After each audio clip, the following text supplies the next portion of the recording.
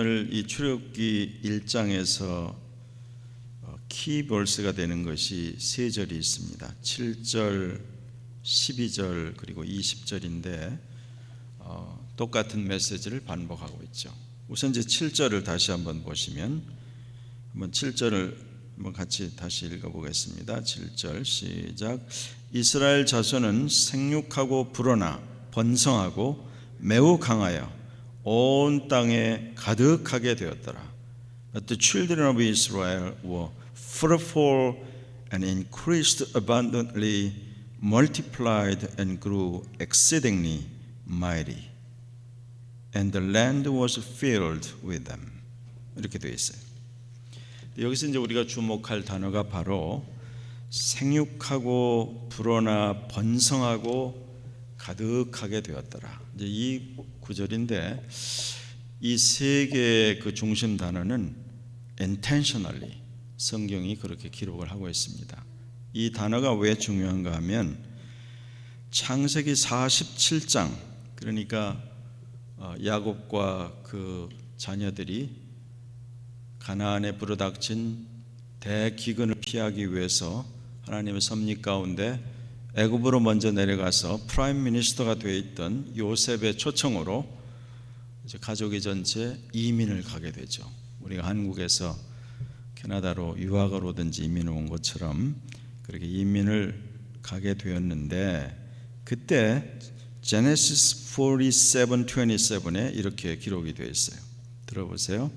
이스라엘 족속이 애굽 고센 땅에 거하며 거기서 산업을 얻고 생육하며 번성하였더라. 그때도 똑같은 단어입니다. They grew and multiplied exceedingly 그렇게 되어 있어요. 그럼 이 단어는 어디서부터 출발했냐면 여러분이 성경을 이제 읽어본 사람이라면 번뜩 기억나야 되는 구절이 제네시스 1:28입니다. 하나님이 사람을 지으시고 남자와 여자를 만드시고 사람들을 축복하셨더라 하는 것이 창세기 1장 28절이죠. 또 들어보세요. 하나님이 그들 즉 사람 첫 사람인 남자와 여자 아담과 하와에게 복을 주시며 그들에게 이르시되 생육하고 번성하여 땅에 충만하라.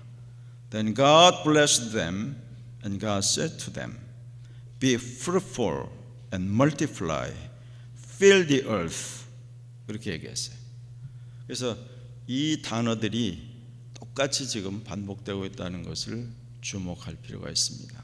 하나님의 창조의 명령이 하나님이 사람을 지으시고 땅에 가득하게 하시고 사람들이 범죄하기도 하고 그 외에 노아 홍수가 있기도 하고 다 했지만 하나님의 그 창조시 주신 사람들에게 축복하며 주신 그 명령은 이제 이스라엘이 야곱과 그의 자녀들인 한 one big family에서 하나님의 섭리 가운데에서 one nation, one great country로 탈바꿈하는 그런 과정을 출애굽기 1장이 다루고 있습니다. 그래서 이 출애굽기 1장은 조금 전에 설명한 것처럼 7절, 12절, 20절에 똑같은 말 생육하고 번성하고 땅에 충만했다. 그 얘기를 거듭거듭 강조하고 있죠.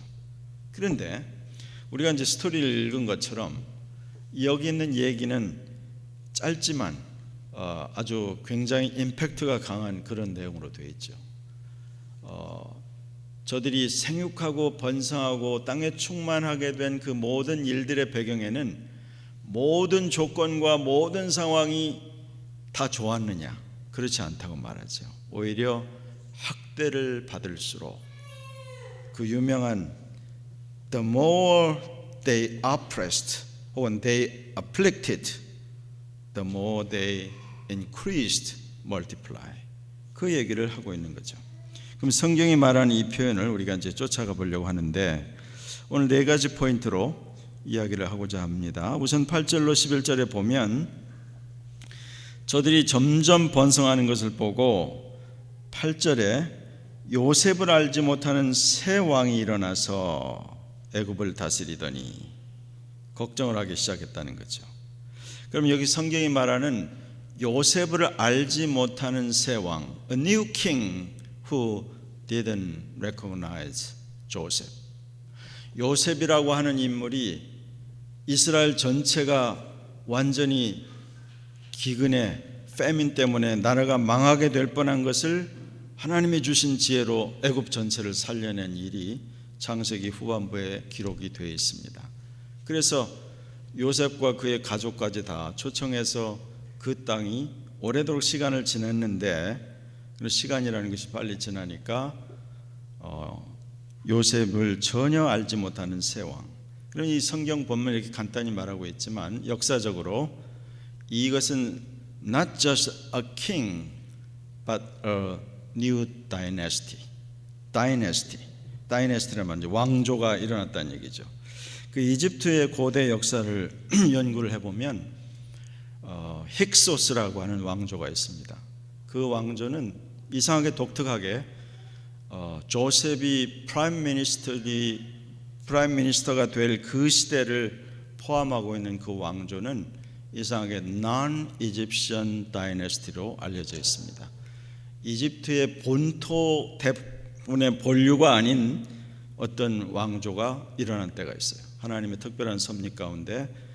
그러기 때문에 이렇게 이집트 사람이 경멸하는 가나안 출신 요셉을 총리로 세울 수 있었던 그런 배경이 아닌가 생각을 하고, 어쨌든 이제 세월이 바뀌어서 뉴 다이내스티가, 새로운 왕조가 앞의 왕조를 밀어내고 새로운 왕조가, 옛날 우리나라에 뭐 고려가 지나가고 이씨 왕조가 들어서듯이 뉴 새로운 왕조, 새로운 왕 드러나서 이 이집트 전역에 엄청나게 번성하기 시작하는 유대인들에게 대하여 억압하는 정책을 시행하기 시작했다는 거죠. 그래서 성경에 나오는 최초의 반유대 정책, 요즘 많이 쓰는 말로 anti-Semitism, 뭐 그런 단어를 쓸 수 있겠죠. 그래서 성경은 매우 리얼하게 9절부터 10절, 11절까지 여러분이 뭐 읽은 그대로 이제 이 백성들이 너무나 번식이 중다하고 너무 강하게 되니까 잘못하다가는 우리가 혹시 전쟁이라도 일어나면 외적과 동맹을 맺어가지고 우리를 완전히 망하게 할 수 있으니 우리가 지혜롭게 행하자. 그러면서 이때까지 평화롭게 잘 살고 있었던 사람들을 쉽게 말하면 저들의 소셜 스테이터스를 프리 시티즌에서 슬레이브로 떨어뜨렸다는 뜻입니다. 국가의 그 정책을 그렇게 바꿨다는 거죠. 이건 뭐 근대 역사에서도 많이 볼 수 있는 거죠. 예를 들면 1989년, 90년에 소비에트 연방, 우리가 소련이라고 하는 것이 무너지고 소련에 들어가 있었던 CIS라고 해서 들어가 있었던 중앙아시아의 많은 나라들이 독립을 하게 될 때 그 중앙아시아의 나라들에 속해 있던 우리의 까레스키라고 하는 고려인들이 갑자기 삽시간에 세컨드, 서드 클래스로 떨어진 일들을 우리는 많이 듣고 있습니다. 그런 것처럼 여기에 지금 그런 일들이 일어났다는 거죠. 그리고 성경에는 이 이야기는 간단히 넘어가지만 역사적인 신뢰가 너무 많다는 것을 우리는 알 수가 있어요. 지금까지도 남아있는 이집트에 있는 많은 거대한 기념물들이 이 유대인들의 그 노예 노동을 통해서 지어졌다는 것은 잘 알려져 있습니다. 혹시 여러분이 피라미드를 생각할 수는 있는데, 피라미드는 요셉이 총리를 할 때보다 훨씬 더 이전에 세워졌습니다. 그러니까 그 이후에 세워진, 오늘 이제 성경에 나오는 11절 끝에 보면 바로를 위해서 국고성이란 말, supply cities, 비돔 앤 람셋을 건축하게 되니라. 이건 아직까지 그 뭡니까? 홍해, 지금도 여러분이 룩소르라는 데를 가면 바닷물에 잠겨 있었던 이 람셋, 그것이 아직 일부는 잠겨 있고 일부는 발굴해서 드러나 있는 그런 흔적을 볼 수가 있어요. 그래서 지금도 이제 그 뭡니까? 여러 그 발굴하는 분들이 발굴해 놓은 것 가운데 보면 룩솔라고 하는 곳의 고대 무덤에 아주 무거운 채찍을 가지고 그 노예들을 다스리는 그런 벽화들이 지금도 남아 있습니다. 여기 있는 이야기들은 하나도 지어낸 얘기가 아니라 역사적인 사실이라는 것을 알게 되죠. 두 번째 이제 12절부터 14절까지 보면 12절 한번 또 읽어보겠습니다. 이렇게 엄청나게 갑자기 프리 시티즌에서 슬레이브로 떨어졌는데도 불구하고 학대를 받았는데도 불구하고 12절에 이렇게 말합니다. 다시 읽어봐요. 시작. 그러나 학대를 받을수록 더욱 번성하여 퍼져나가니 애굽 사람이 이스라엘 자손으로 말미암아 근심하여, 그렇게 되어 있죠. 왜 그러면 이제 왜 하나님께서 가나안 땅에서 그냥 민족으로 바뀌지 않고 이집트로 옮겨 놓으셨을까? 그건 이제 성경이 구체적으로 말하지는 않지만 우리가 이제 여러 역사적인 배경과 성경의 문맥을 통해서 보면 많은 분들이 지적하는 것이 그것입니다.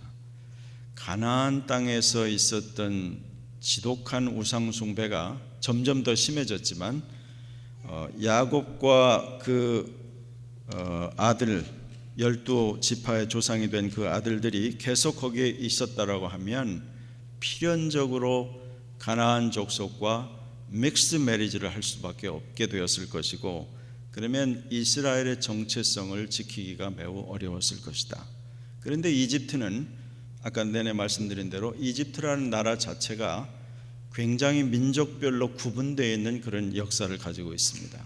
그래서 서로 이렇게 믹스드 매리지 하는 그런 일들이 거의 없는 그런 특성이 있었기 때문에 전능하신 하나님께서 그의 섭리 가운데 이제 여기 우리가 이제 읽지 않았습니다만 1장 1절부터 5절까지 보면 야곱의 허리에서 나온 사람이 모두 70이요 요셉은 애굽에 있었더라. 1장 5절에 그렇게 되어 있죠. 스크린에 나오지 않지만 그럼 70명이 이집트에 들어가서 출애굽할 때 430년 동안에 얼마나 되느냐면 이 70명에는 여자의 숫자도 들어가 있는 것인데 출애굽할 때 60만 3,550명, 이것은 20살부터 60세까지 남자의 숫자를 기록한 것입니다.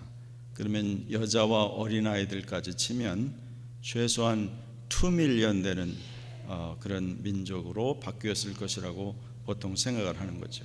그러니까 70명이 들어가서 430년 만에 200만이 넘는, 이제는 한 빅 패밀리가 아니라 one nation, one great country로 바뀐 이런 과정이 이 안에 담겨 있다는 그런 뜻이에요. 자, 그래서 오늘 이 성경은 계속해서 저들이 학대를 받고 고난을 당하였으나 그러나 하나님께서 저들을 번성하게 하셨다. 번성하게 하는 그 과정 가운데 오늘 아주 흥미있는 그런 에피소드를 15절부터 소개하고 있죠.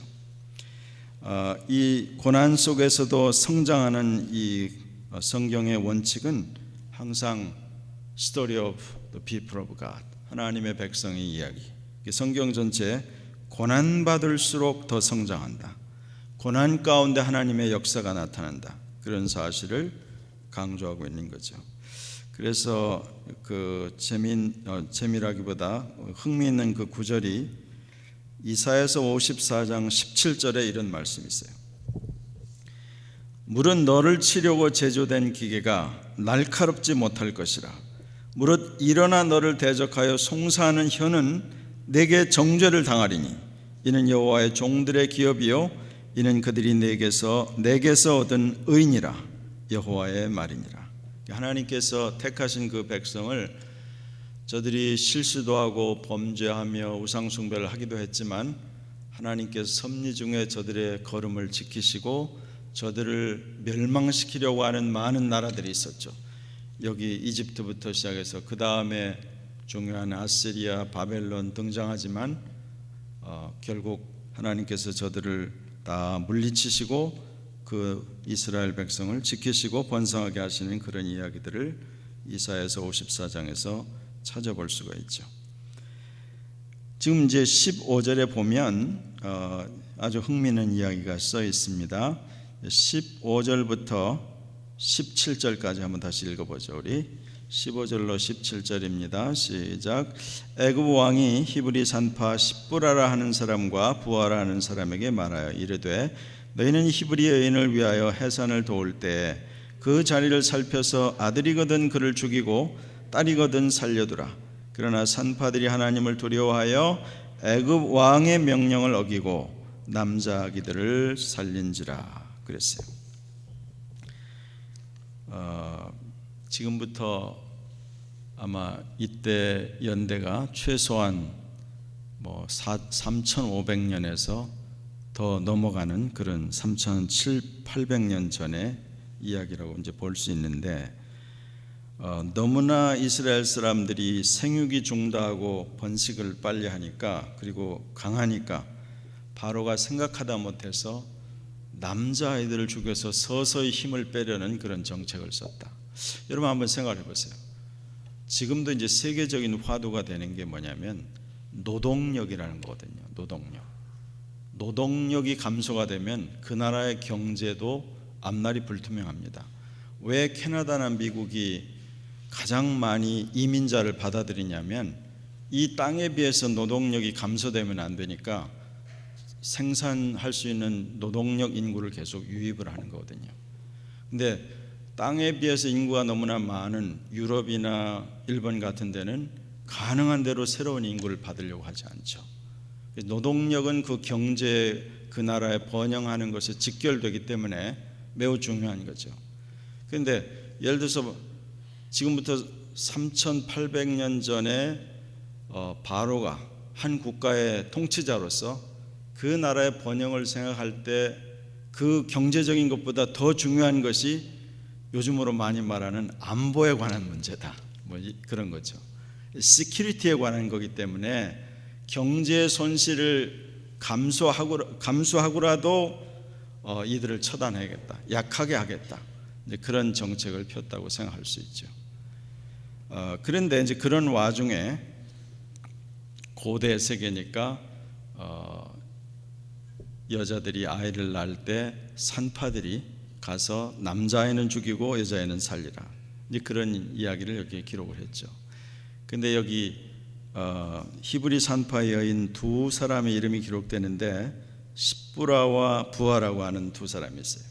근데 우리가 상식적으로 생각할 때 성경이 두 여인만을 말하지만 수많은 그 넓은 지역에 많은 사람들이 계속 출산을 거듭하는데 산파가 둘만 있었을 리는 없죠. 그러니까 쉽게 말하면 이렇게 한번 생각을 해볼 수 있어요.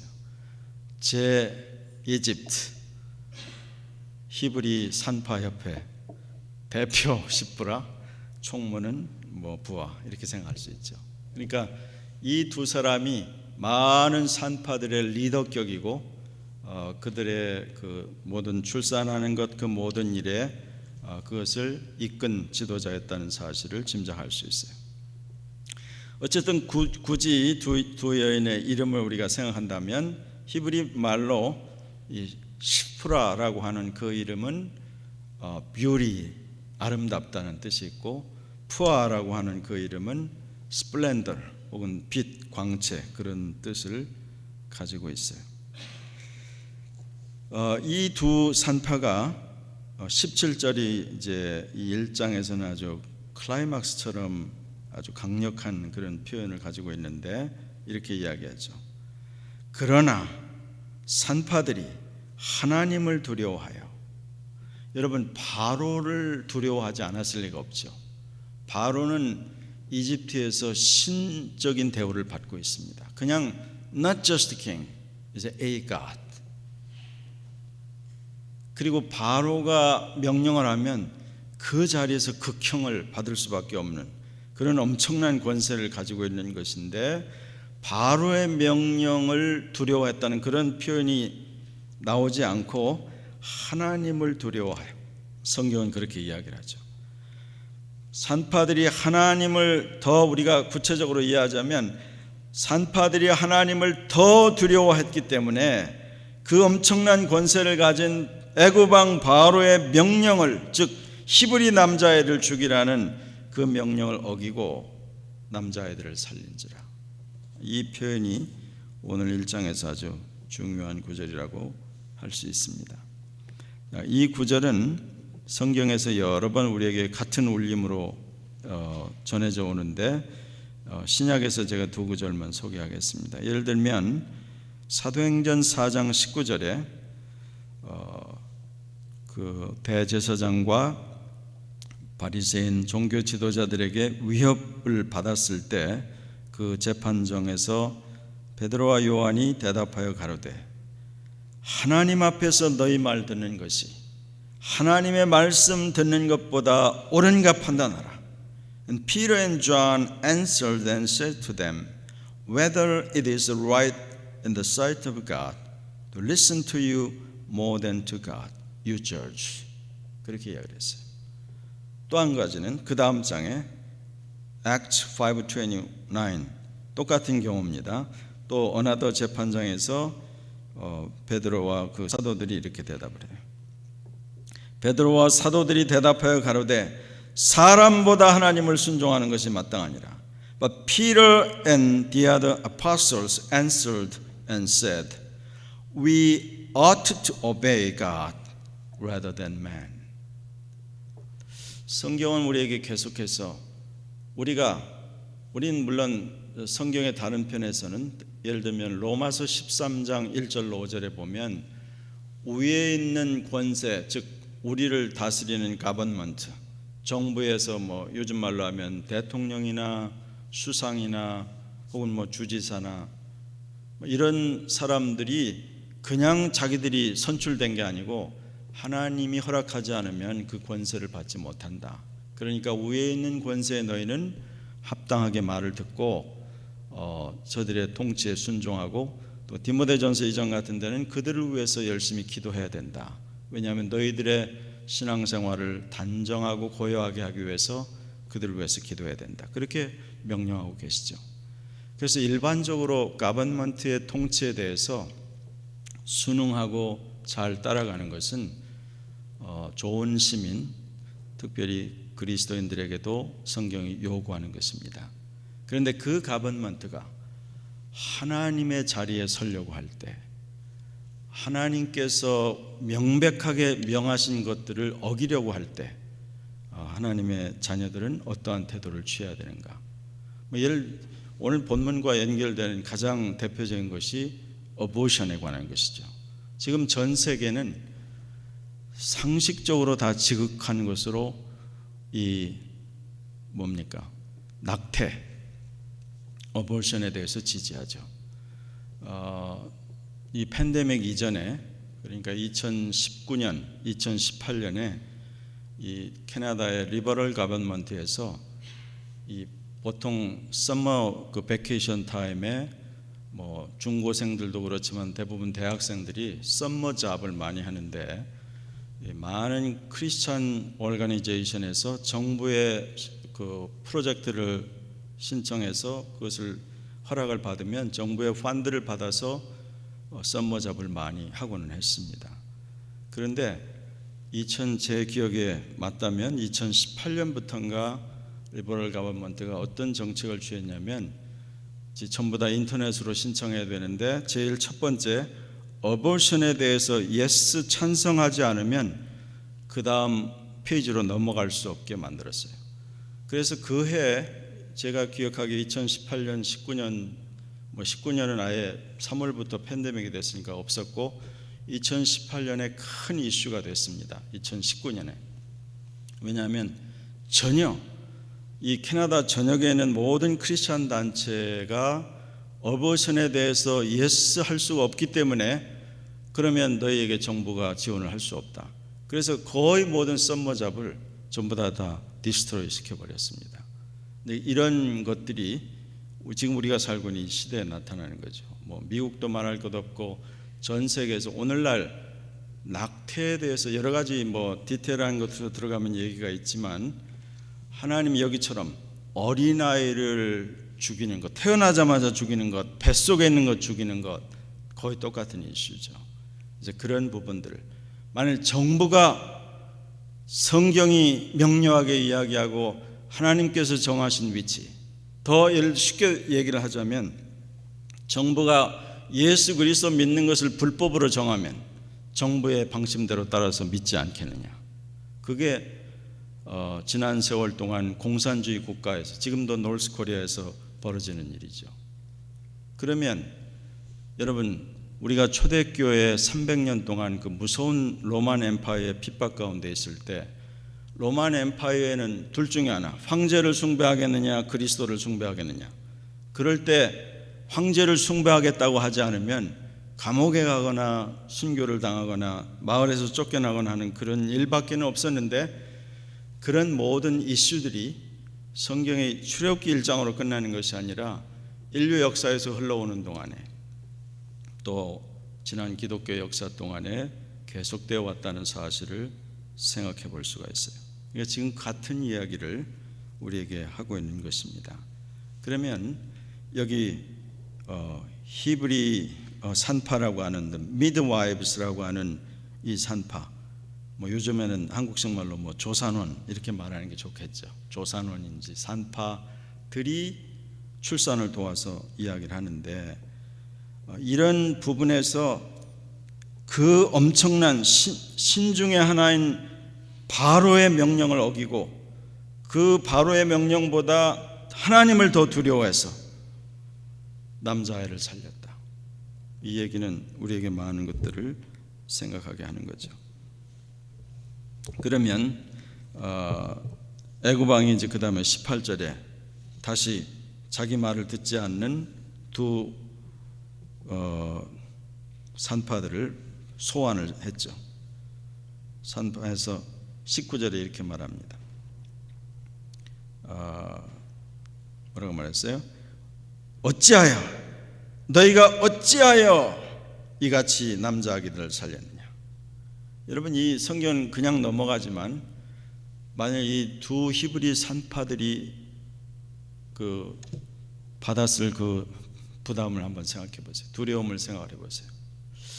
여러분이 혹시 이제 메일을 받을 때 가끔 정부에서 어떤 편지가 올 때가 있어요.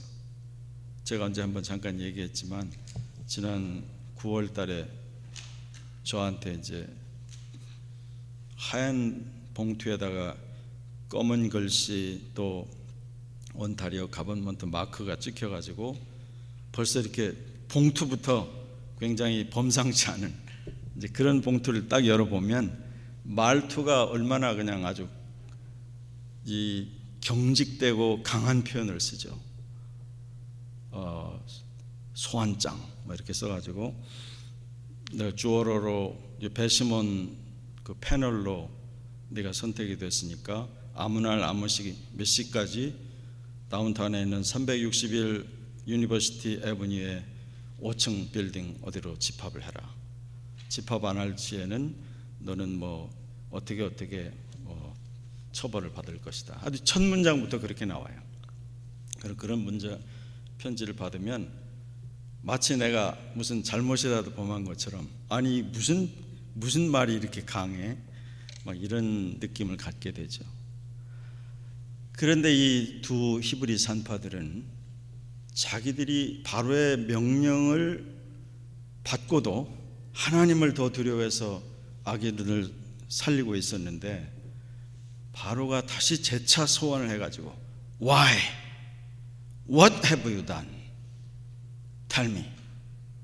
이렇게 얘기할 때 이 두 산파들이 얼마나 엄청난 그 주변의 이야기잖아요. 항상 주변에는 너무나 압도적인 그 휘황찬란한 옷차림들과 권인들과 권세들 앞에서 이 작은 두 히브리 산파 두 여인이 어떤 가슴과 어떤 생각을 가지고 거기 있었을지 성경은 그런 얘기를 일체 생략하죠. 우리가 비트윈 더 라인으로 짐작을 한번 해봅니다. 산파들이 이렇게 대답을 했어요. 산파들이 뭐 떨었더라 이런 말이 없고 19절에 히브리 여인들은 애굽 여인들과 같지 아니하고 건장하여 산파가 그들에 이르기 전에 해산하였더이다. 이렇게 얘기를 했어요. 기가 막힌 답변이죠. 아마 이 얘기는 그냥 과장이거나 지어낸 얘기가 아니라 사실이었을 겁니다. 하나님께서 은혜를 주셔서 그게 하나님의 축복 가운데 그렇게 가혹하게 일을 하고 힘든 환경이고 먹을 것도 제대로 먹지 않았는데 더 건강 정도가 아니라 건장해서 아이도 빨리 낳는다. 그러니 어떻게 제가 이미 낳은 아이를 가서 닦아줘야지 낳은 아이를 죽이겠습니까? 먼저 그런 얘기겠죠.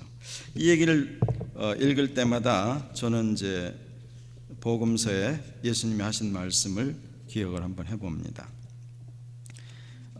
예수님께서 마가복음 13장 11절에 이렇게 얘기하셨어요. 사람들이 너희를 끌어다가 넘겨줄 때 무슨 말을 할까 미리 염려하지 말고 무엇이든지 그 시에 너희에게 주시는 그 말을 하라. 말하는 이는 너희가 아니라 너희 안에 계신 성령이시니라. 그렇게 얘기를 했어요.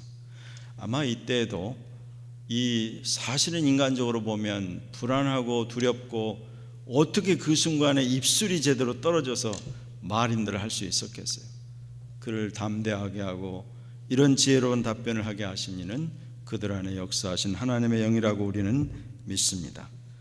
그래서 하나님께서 이 산파들에게 특별한 대우를 하셨어요. 그게 20절입니다. 한번 같이 읽어볼까요? 시작. 하나님이 그 산파들에게 은혜를 베푸시니 그 백성은 번성하고 매우 강해지니라. 21절. 그 산파들은 하나님을 경외하였으므로 하나님이 그들의 집안을 흥왕하게 하신지라.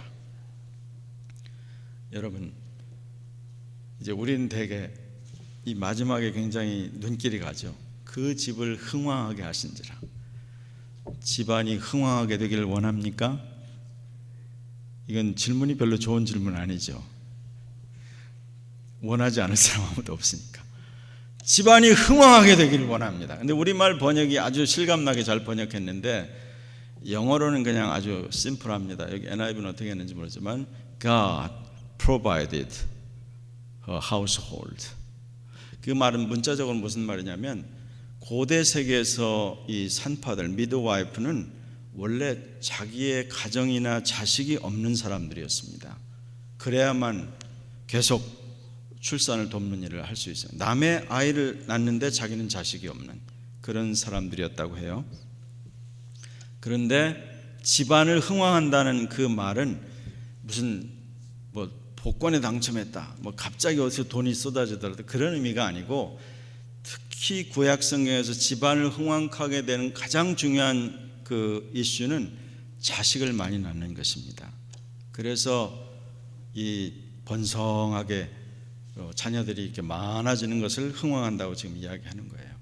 그래서 이 산파들이 본래는 자녀가 없었는데도 하나님의 권능 가운데 because their bravery, their godly bravery, 그렇게 보통 얘기하죠. 그들의 아주 경건한 용기, 그걸 보고 하나님께서 기뻐하시고 그들에게 자녀들도 많이 주시고 그 집안을 흥하게 하셨다. 그렇게 성경은 우리에게 가르쳐 주죠. 그래서 오늘 이제 우리 이 말씀 이제 스토리는 이제 어느 정도 여러분 다 이해하실 수 있는 것인데, 이제 우리가 이 말씀을 통해서 깨닫고 생각해야 되는 그런 지점이죠. 만일 이 지금 출애굽기 1장의 그 스토리를 보면서 이 두 개의 큰 충돌, 다시 말하면 이집트의 본토 사람들과 나중에 들어온 70명밖에 안 되는 소수의 그 이스라엘 한 가정과 이 둘이 이렇게 충돌한다고 하면 뭐 무슨 경쟁이나 싸움이 될 리가 없죠. 그런데 이 400여 년 동안에 하나님께서 역사하시고 보호하시고 성경은 계속해서 저들이 커지는 것을 보고 이집트의 왕이 또 이집트의 가버먼트와 이집트의 그 본토인들이 생각할 때 쟤들이 우리보다 강해지니 어떻게 하겠느냐. 항상 이민사회에서도 그런 우리가 어려움을, 여러분이 주류 뭐 그런 얘기를 들었어요. 저도 이제 한 30여 년 전에 왔을 때부터 사람들이 주류 사회 뭐 이런 얘기를 많이 들어요. 주류 사회에 진출할 수 있느냐 뭐 그런 얘기를 이민자들은 많이 듣게 되고 하게 되는 거죠. 그래서 1세대가 힘든 노동을 하면서 애를 쓰면서 차별 대우를 받으면서 말도 제대로 안 되고 그냥 항상 우리 이민자들은 한국에 있을 때는 자기 마음대로 내가 웃고 싶으면 웃고 화내고 싶으면 화내고 커뮤니케이션을 했는데 과묵하다는 표현을 썼는데 캐나다 오니까 갑자기 항상 웃고 다니는 그게 무슨 말인지를 아는 사람은 경험을 한 사람들이에요. 우리는 되게 잘 못 알아들으니까 좀 웃고 있으면 웃는 얼굴에 침 뱉으려 하고 잘 못 알아들으니까 웃는 거예요. 그런 삶을 살아가면서 우리의 자녀들이 여기서 전문직도 가지고 여기서 성장하고 그런 과정을 가지죠. 제 기억하기에 1995년인가 이 퀘벡이 분리 독립을 하겠다고 레퍼런덤 주민투표라는 걸 2번이나 했어요. 그때 0.6% 차이로 부결됐습니다. 그때 아마 이겼더라면 지금 퀘벡이 독립한 나라가 됐을지 몰라요. 그래서 그때 그 퀘벡 당의 그 프랑스와인가 한 그 이름을 가진 당수가 기자회견에 나와가지고 이민자들 때문이야 막 이렇게 한마디를 했어요. 그래서 그냥 온 나라가 시끄럽고 그 말로 인해서 그 사람은 이제 사임을 하게 되었는데, 그 사람은 그 말을 했지만 모든 사람들이 이제 그렇게 항상 생각을 한다는 거죠. 일이 잘 풀릴 때는 괜찮은데 나라가 어려울 때, 뭐 경제가 어렵다 그러면 저놈들이 들어와서 홍콩의 집값이 올라간 건 저 중국에서 오는 애들 때문이야, 완전 이런 식으로 하듯이, 그런 옛날이나 지금이나 본토인에 비해서 새로 유입된 인구들에 있는 그 충돌과 그런 것들은 언제나 있어 왔는데, 이 스토리에서는 그 많은 얘기 중에 더 중요한 것이, 이것은 하나님의 섭리와 하나님의 계획과 하나님의 뜻 가운데 있었기 때문에 저들이 아무리 학대하고 없애려고 하고 태어나자마자 아이들을 죽이려고 했지만 하나님이 그들을 선하게 이끄셔서 더 번식하고 더 번성하게 하셨다는 것이죠. 그런데 여기서 스토리에서 중요한 건 이거죠. 하나님의 뜻과 섭리 중에 이스라엘 백성이 one big family에서 one great country로 바뀌는 이 과정에 하나님이 역사하시고 권능을 베푸시지만, 하나님께서 이 무명은 아니죠, 이름이 찬란하게 성경에 기록됐으니까, 십부라와 부하라고 하는 미드와이브스를 통해서 하나님이 일하시고 영광을 받으신다는 측면입니다. 하나님께서 다 하실 수 있지만 항상 하나님의 말씀을 귀하게 여기고 하나님을 이 세상에 누구보다 더 두려워하고 하나님을 기쁘시게 하고 하나님이 원치 아니하시는 일을 하지 않으려고 애쓰는 그 몇 사람 때문에 하나님께서 일을 이루시고 승리하시고 영광을 받으신다고 하는 원칙은 성경 전체에서 변한 적이 없습니다. 그래서 우리가 늘 생각하게 되는 거죠. 그리고 여기서 나오는 이 애굽왕 파로는 다른 시대에도 항상 등장했죠. 항상 하나님의 백성을 어떻게든지 약하게 하고 디스트로이 하려고 하는 이런 시도는 성경 전체에 계속 나와 있는 거죠. 그것이 바로 원수 사단이 행하는 일입니다. 여러분, 창세기 3장 15절에 소위 프리미티브 가스펠이라고 하는 원시복음이라고 하는 거기에서 범죄한 아담과 하와와 그 다음에 그를 유혹해서 범죄하긴 뱀에게 하나님이 주신 말씀이에요. Your seed and the seed of woman. 너의 뱀의 후손과 여자의 후손이 항상 다툴 것인데, 증오할 것인데, 여자의 후손은 내 머리를 상하게 하고 너의 후손은 여자 후손의 발꿈치를 물게 될 것이다. 이 알쏭달쏭한 이 말은 복음의 그 원초적인 설명이라고 우리에게 알려져 있어요. 그 이후로 메시아의 선에 가는 그 모든 것은 항상 사단의 공격을 받죠. 여러분 보세요. 성경의 스토리는 일관되게 그렇게 나옵니다. 왜 하나님께서 이 씨를 축복하신다고 하면서 아브라함을 택해서 75세 젊지 않은 나이에 이민의 삶을 갖게 하는지, 그리고 아브라함이 75세 이민의 생활을 시작할 때 내 씨가 천하 만민의 복의 근원이 되리라 말씀하시고도 아이를 주실 때까지 25년이나 걸렸어요. 100세에 낳죠. 그리고 나서 100세에 난 이삭은 장가를 가서 20년 동안 아이가 없었는데 60세 쌍둥이 아들을 낳았는데 그게 야곱과 에서입니다. 160년 만에. 그러니까 아브라함은 160년 만에 손자를 본 거예요. 160세. 그래서 히브리서 신약에 보면 흥미있는 구절이 있는데 이 3대가 한 장막에 거하였더라 하는 구절이 있어요. 히브리서에. 그 말은 아브라함이 175세에 죽었기 때문에 그 쌍둥이 에서와 야곱은 15살 때 아브라함과 같이 있었다는 이야기죠. 이렇게 자손이 손이 귀한 이 집에서 가나안 땅에서 있지 아니하고 하나님의 섭리 가운데 이집트로 옮겨서 거기서 400년 동안의 원 그레이트 컨트리로 바뀌는 이 엄청난 일들은 그냥 일어나는 것이 아니고 페로로 대변되는 끊임없이 이 민족이 이 역사상에 존재하지 못하도록 하는 계속된 공격과 가혹한 시련과 the more they oppressed, the more they afflicted, the more they multiply and exceedingly increased 라는 이런 표현들은 우리에게 항상 많은 걸 생각하게 하죠.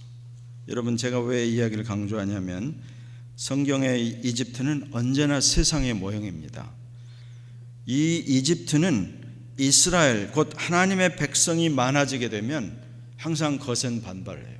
한국교회가 강해지니까 한국교회 부패되고 잘못된 점이 없다는 것이 아니라 그게 됐을 때 세상은 감당하기 어려워서 칼날을 들이대죠. 이런 원칙은 성경에서 우리에게 늘 가르쳐 주는 것입니다. 그리고 세상이 두려워하고 걱정하기 시작하죠. 이스라엘이 번성해지니까 이집트 왕서부터 모든 그 나라 사람들이 걱정하고 두려워하는 것처럼 그런 똑같은 원리가 여전히 적용되고 하나님의 교회가 왕성해지면 세상의 미움과 증오심과 그 다음에 핍박과 조직적인 학대가 일어나게 되죠. 인류의 역사에서 이 일은 변하지 않았고 특별히 교회 역사에서 항상 하나님이 개입하셨기 때문에 학대가 심할수록 저들은 더욱 번성해졌다고 성경은 우리에게 알려줍니다. 이것이 지금까지 선교와 교회 역사에서 반복되어 왔어요. 여러분, 오랫동안 공산주의의 철퇴 아래에 있어온 옛날 소비에트 연방, 지금 러시아는 좀 다릅니다만, 그리고 중국 교회가 이러한 사실들을 웅변적으로 입증하죠. 한 10여 년 전에 저희가 2012년, 2013년 2해 동안을 중국 샹하이 남부에 있는 그 원조라는 걸 갔었는데 여기에도 이제 몇 사람이 다녀왔는데 그 어간에 중국 교회, 제가 말하는 것은 삼자교회, 정부가 인정한 교회가 말고 가정교회 혹은 지하교회라고 하는 그 교회 지도자들이 이런 것을 공표한 적이 있어요. 우리는 더 이상 공산당 이 정부의 모든 지침에 따라 우리가 지하에 숨어 있지 않겠다고 선언을 했어요.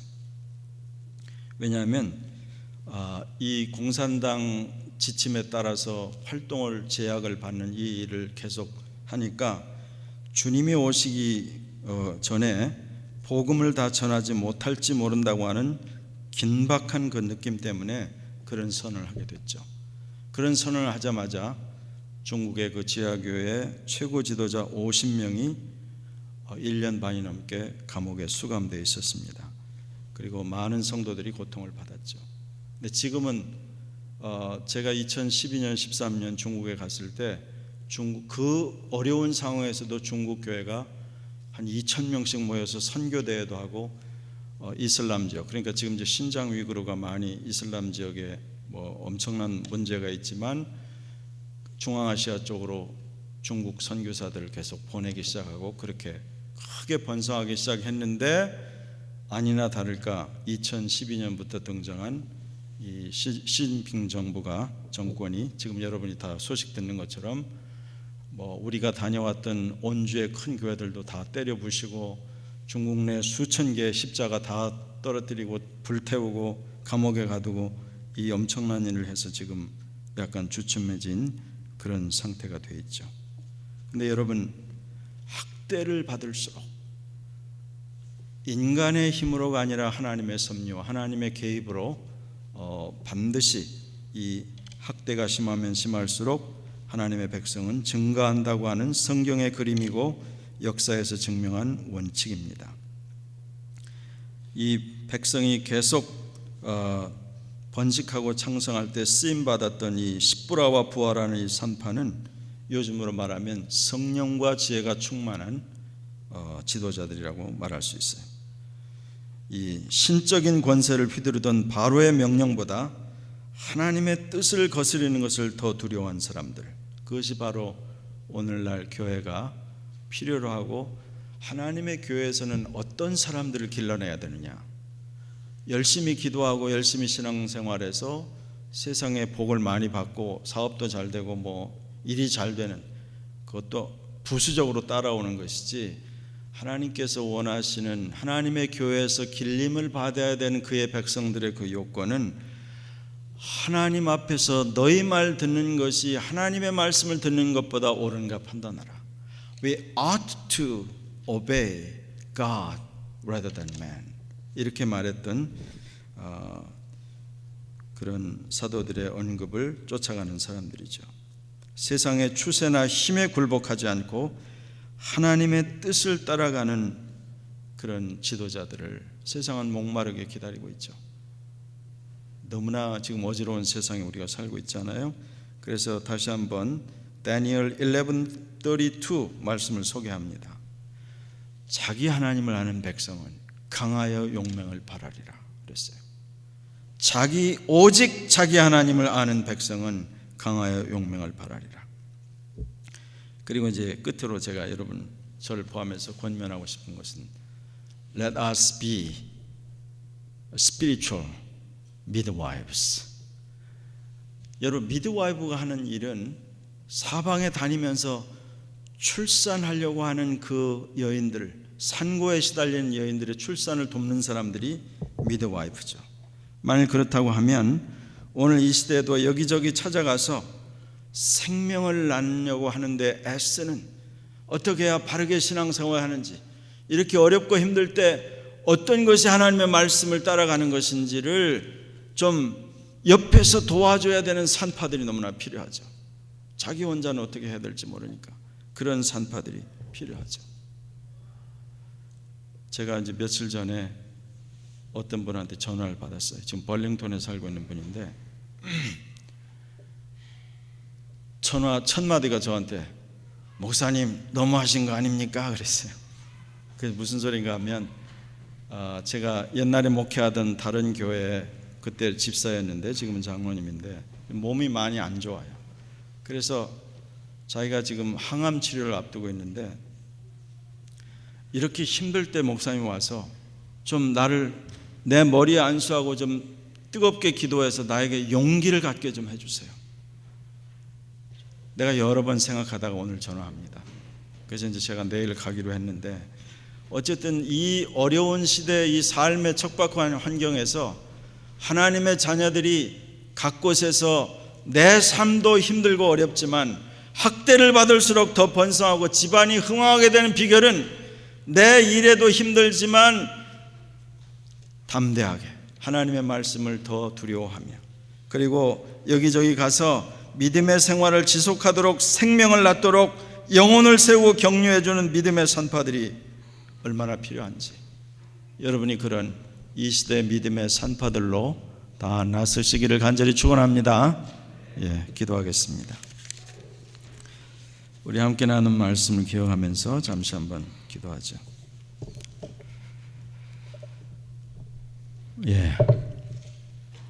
우리가 사는 이 어려운 시대에 특별히 이민자들로, 하나님의 자녀로 이 땅을 살아가며 믿음 생활을 한다는 것은 많은 도전이 있습니다. 그리고 하나님의 교회, 하나님의 백성들이 번성해지려고 하면 세상은 언제나 도전하고 문을 닫아 걸게 하고 하나님의 교회가 예배하는 일을 싫어하는 세상의 방침을 생각하게 됩니다.